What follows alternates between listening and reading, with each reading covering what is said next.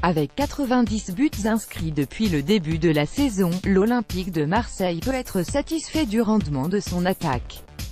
Le tout sans le fameux grand attaquant que tout le peuple marseillais appelait de ses vœux depuis l'arrivée de Franck McCourt. Kostas Mitroglou n'ayant pas démontré qu'il en avait l'étoffe, c'est Valère Germain qui s'est doucement installé à la pointe de l'attaque quand Florian Thauvin enfilait le costume de goléador.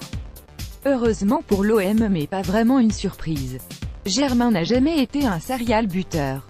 L'ancien monégasque a toujours fonctionné par cycle, notamment lors de ses deux meilleures saisons à Nice, 2015 à 2016, puis à Monaco, 2016 à 2017. Depuis le début de la saison, c'est le même topo. Et en ce moment, c'est plutôt le creux de la vague. Germain n'a plus marqué depuis 5 rencontres. S'il reste fidèle à sa réputation, il devrait de nouveau réaliser une série positive avant la fin de l'exercice. Unai Emery, j'assume mes responsabilités. 15 buts au compteur cette saison pour l'heure, son bilan est satisfaisant.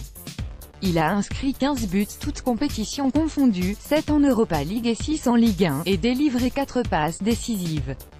Valère Germain a disputé 42 matchs dont 29 titularisations.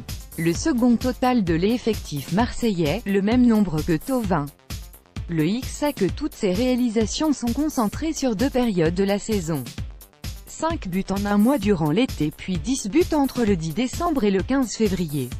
Avec Valère Germain, c'est l'éternel débat sur son positionnement. Lui s'en défend puisqu'il jure s'accommoder de son isolement en pointe, mais à Monaco il répondait déjà à ces interrogations dès que Radamel Falcao était absent. A-t-il seulement le choix? Valère Germain traverse certaines rencontres en touchant un minimum de ballons. L'animation offensive de l'OM veut ça.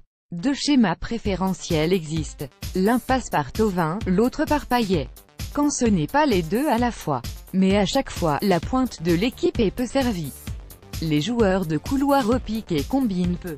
Germain fait de son mieux, se déplace beaucoup, mais c'est au détriment de la finition.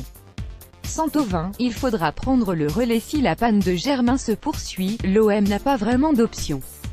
Tellement brouillon et maladroit, Clinton N'Jie ne peut pas constituer une alternative.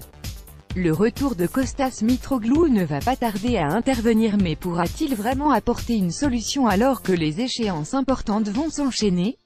Valère Germain n'a pas d'autre choix que de retrouver son efficacité. Même si en 46 matchs, 11 joueurs ont trouvé le chemin des filets, le rendement de l'avant-centre est primordial. Surtout si Florian Thauvin, blessé, manque à l'appel. D'autant que le débat est clos pour cette saison. Valère Germain est bel et bien l'avant-centre titulaire de l'OM. En attendant le retour du feuilleton de l'arrivée d'un grand attaquant pour la saison prochaine.